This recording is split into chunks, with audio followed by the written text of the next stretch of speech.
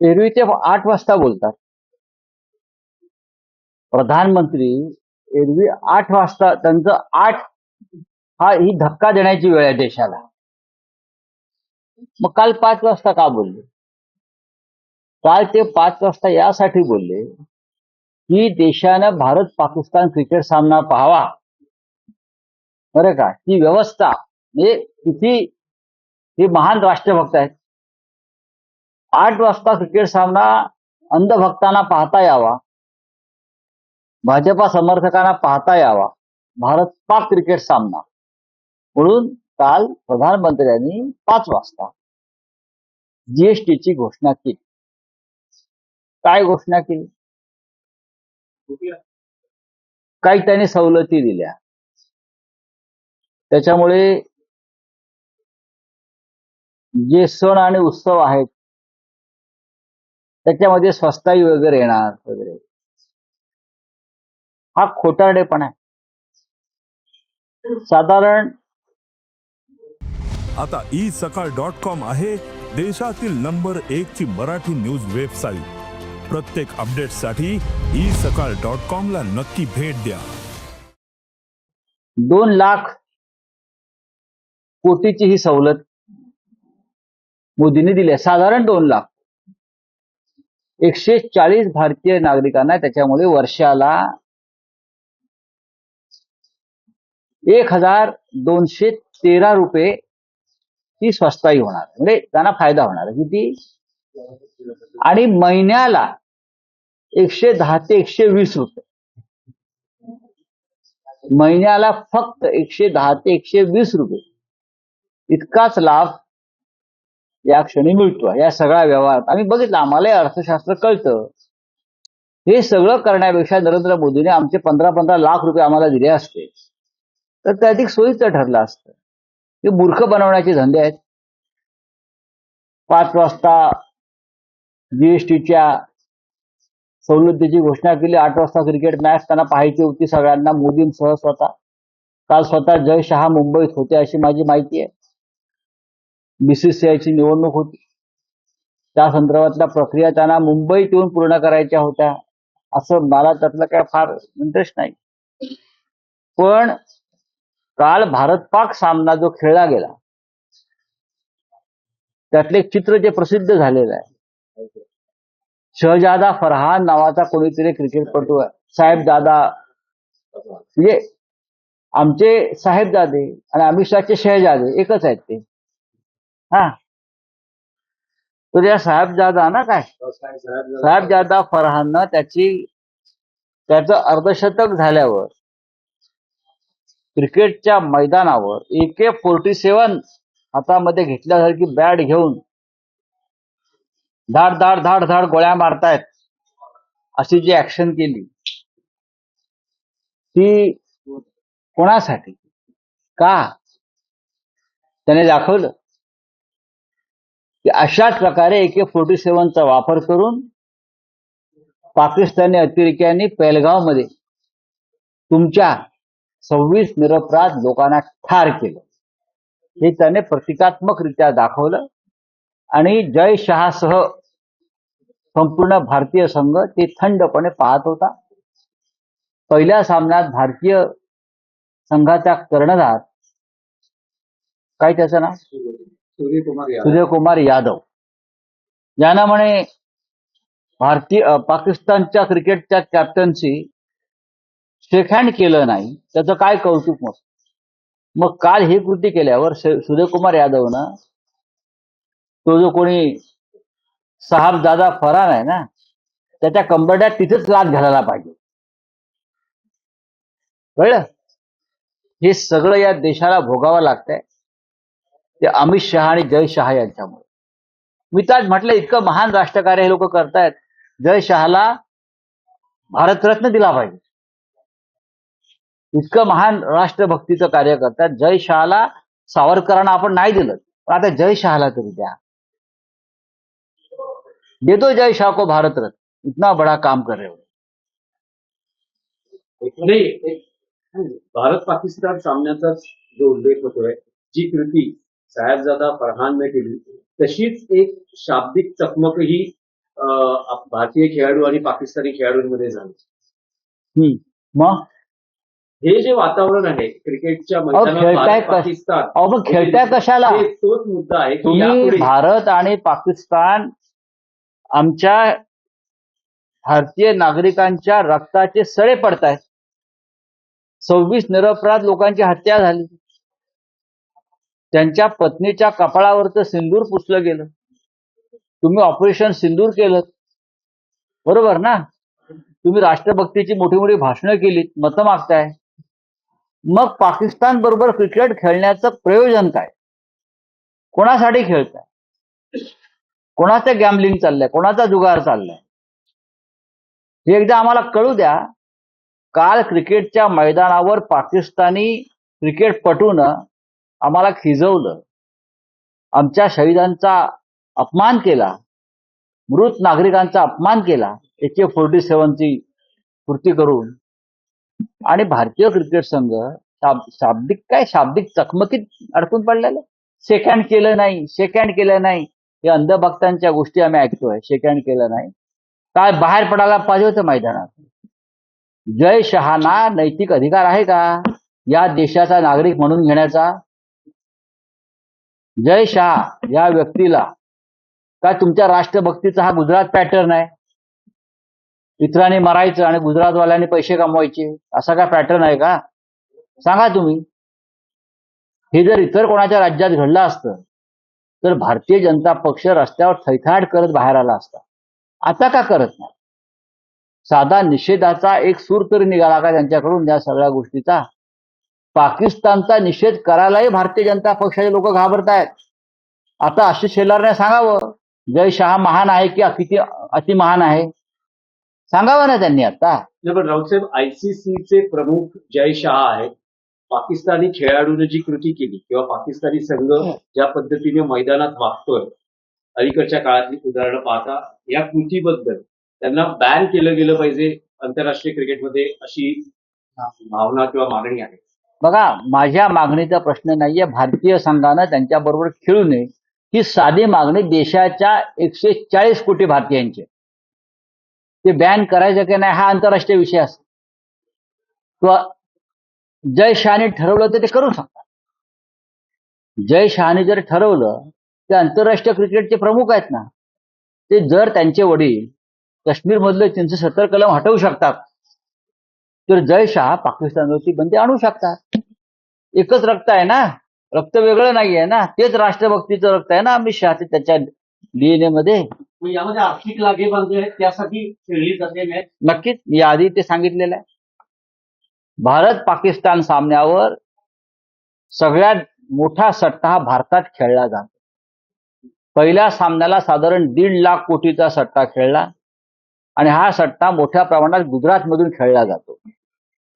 त्या सट्ट्यातले 25,000 कोटी रुपये, मी आकडा परत सांगतोय, सरळ पाकिस्तानात जातात. आणि कालच्या सुद्धा सामन्यावरती फार मोठा सट्टा खेळला गेला. तो मुंबईतून आणि गुजरात आणि राजस्थानमधून खेळला गेला. आणि काल सुद्धा साधारण 1.5 ते 2 लाख कोटीचा सट्टा खेळला गेला. आणि त्यातला मोठी रक्कम पाकिस्तानला जाते आणि त्याच पैशातून आमच्या निरपराध लोकांवर, जवानांवरती गोळ्या चालवल्या जातात. काल तुम्ही ठाण्यात गेला होता, ट्विट केलं, ठाणे विकायला काढलेलं आहे काही जणांनी. बघा, ठाणे कोणाचं आहे? महाराष्ट्राची एक महत्वाचं शहर आहे. शिवसेनेची पहिली सत्ता, पहिला भगवा बाळासाहेब ठाकरेंनी मुंबईच्या आधी ठाण्यावर फडकवला होता. त्याच्यामुळे ठाण्यात जे आमचं काम चालू आहे पक्षाचं, त्या संदर्भातलं आमचं जाणं येणं असतं. काल गेलो होतो, काल पाऊस होता, छान होतं ठाणं. काल प्रसन्न होतं ठाणं. काल मी तलावपाळीवर गेलो, मी उपवन परिसरामध्ये गेलो, बऱ्याच ठिकाणी मी काल गेलो. तुम्ही म्हणालात की अनेक भेटीगाठी घेतल्या आहेत ना. तुमचं असं म्हणणं आहे की बरेचसे ठाणे आता विकायला काढले आहे. मुंबई इतकेच ठाणे शिवसेना प्रमुखांचे प्रिय शहर होते. नक्कीच, ठाणे हे फार सुंदर शहर आहे. ठाणे हे सांस्कृतिक शहर आहे. आणि या सांस्कृतिक शहराची जी वाट सध्या मला लागताना दिसते, सिमेंटचं जंगल झालेलं आहे. पाहावं तिकडे रिपेरिंग सुरू आहे, रस्ते खदले, अजून काय पुलाची कामं अर्धवट पडलेली आहेत. आणि ठाणे विकायला तर काढलेलंच आहे. त्याच ठाण्यात आज राज्याचे मुख्यमंत्री येत आहेत. मेट्रो प्रकल्पाचा टेस्टिंग चांगली गोष्ट आहे. Right, हा. मुख्यमंत्र्यांनी जास्तीत जास्त वेळ ठाण्यात घालवायला पाहिजे, नाहीतर ठाण्याचं बीड व्हायला वेळ लागणार नाही. हा, नाहीतर ठाण्याचं बीड व्हायला वेळ लागणार नाही. ज्या प्रकारची दहशत निर्माण करण्याचा प्रयत्न होतोय मतदारांवर, जनतेवर, राजकीय कार्यकर्त्यांवर, ती गंभीर गोष्ट आहे. अर्थात ठाणेकर ह्यांना जुमानत नाही ती गोष्ट सोडून द्या, पण तुम्हाला मी सांगते की मुख्यमंत्र्यांनी जास्तीत जास्त वेळ ठाण्यात घालवायला पाहिजे.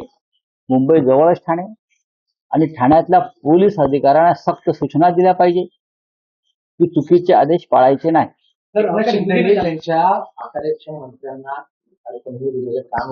त्यांनी स्वतःलाच तंबी द्यायला पाहिजे ना. अकार्यक्षम मंत्र्यांची कान उघडणी केली असेल, मंत्री म्हणून स्वतःही मंत्री आहेत, ते मुख्यमंत्री नाही आहेत, ते स्वतःही मुख्यमंत्री देवेंद्र फडणवीस यांच्या नेतृत्वाखालचे एक मंत्री आहेत. आणि घटनेमध्ये राज्यात आणि देशात उपमुख्यमंत्री पदाला कोणतेही घटनात्मक दर्जा नाही. मग उपपंतप्रधान असतील किंवा उपमुख्यमंत्री, त्याला घटनात्मक दर्जा नाही, ते असेच मध्ये लटकत असतात. त्याच्यामुळे ते एक मंत्रीच आहेत. एकनाथ शिंदे मंत्रीच आहेत. आज घटस्थापनेचा दिवस आहे आणि आता महाराष्ट्रातले नागरिक असतील किंवा राजकीय पक्षांचे कार्यकर्ते असतील, सगळ्यांना प्रतीक्षा आहे शिवसेनेच्या दसरा मेळाव्याची, जी पक्षाची परंपरा आहे. काय यंदा दसरा मेळाव्याचं नियोजन आहे आणि काय संदेश शिवसैनिकांना स्थानिक स्वराज्य संस्थांच्या पार्श्वभूमीवर जाणार? बघा, दसरा मेळावा ही शिवसेनेच्या नव्हे तर महाराष्ट्राच्या आणि देशाच्या राजकीय संस्कृतीमधला एक महत्वाचा एक भाग अनेक वर्ष बनलेला. हिंदुहृदय सम्राट बाळासाहेब ठाकरे यांच्या काळापासून ते आता उद्धव ठाकरे साहेबांपर्यंत दसरा मेळाव्याची तयारी सुरू झाली आधीच. थोडं पावसाची आम्हाला चिंता वाटते, पण पाऊस असो किंवा काही असो मेळावा होणार आणि महाराष्ट्रातून लाखोच्या संख्येनं शिवसैनिक आणि शिवप्रेमी जनता येईल. हा दसरा मेळावा यासाठी विशेष यासाठी आहे की दसरा मेळाव्यानंतर लगेच काही काळामध्ये मुंबईसह 27 महानगरपालिका आणि जिल्हा परिषदांच्या निवडणुका आहेत. विशेषतः मुंबई सगळ्यांसाठी महत्वाची आहे. अशा पार्श्वभूमीवर शिवसेना पक्षप्रमुख उद्धव ठाकरे हे महाराष्ट्राशी, शिवसैनिकांशी काय संवाद साधतात याची सगळ्यांना उत्सुकता आहे आणि ते तशीच राहू द्या. बघा, हिंदू पंचांगानुसार एक दसरा आणि एक दसरा मेळावा आहे.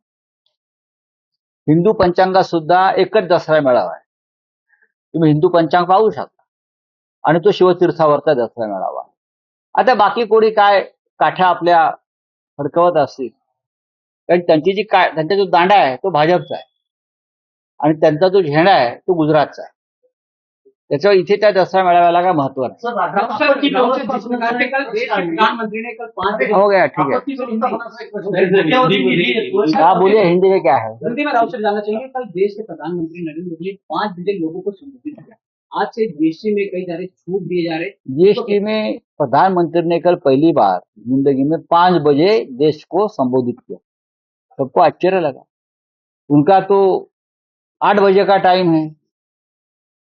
सबको मूर्ख बनाने का टाइम होता है ना एक देश को. 8 बजे का है तो 5 बजे की. तो लोग कहते हैं कि कल भारत पाकिस्तान की क्रिकेट मैच होने वाली थी और भारतीय जनता पार्टी के लोग वो क्रिकेट मैच देखना चाहते थे. उसमें प्रधानमंत्री का व्यत्यय, डिस्टर्बेंस नहीं होना चाहिए. ये पार्टी की तरफ से प्रधानमंत्री को बताया गया, भाई आप 5 बजे करिए. हमारे भारतीय जनता पार्टी की जनता, भारतीय जनता पार्टी के लोग भारत पाकिस्तान क्रिकेट मैच देखना चाहते हैं. देखो, इसलिए प्रधानमंत्री ने अपना टाइम बदलकर 5 बजे किया. क्या राष्ट्रभक्ति है. और क्या किया है, तो जीएसटी में कुछ छूट दी. उससे क्या मिला जनता को? 2 लाख करोड़ की कोई इतनी बड़ा देश, 140 करोड़ की जनता है, तो सालाना लगभग 1400 रुपए का फायदा ऐसे वो बोल रहे हैं कि छूट मिलने वाली है. यानी मंथली 100-200 रुपए आपको मिले. जनता भिखारी है क्या? उससे अच्छा 15 लाख रुपया दे दो ना, हमारा खाते का जो आपने कहा था। और बहुत सी बातें हैं, लोगों को रोजगार भी है। ये जीएसटी वाली बात है, ये मूर्ख बनाने की बात है। छोड़ दीजिए।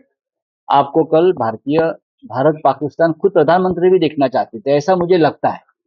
अमित शाह देखना चाहते थे। घर की बात है ना, जय शाह चेयरमैन है ना, तो घर की बात है। तो सब बैठकर एक साथ, पूरी फैमिली बीजेपी की एक साथ बैठकर कल भारत पाकिस्तान क्रिकेट मैच देखा होगा। तो जो साहबजादा फरार है, उसका जो हाफ सेंचुरी हो गया, उसके बाद जो उसने AK-47 की जो एक्शन की, वो भी देखी होगी कि कैसे हमने AK-47 से पहलगांव में 26 लोगों की कत्ल की है, मारा है।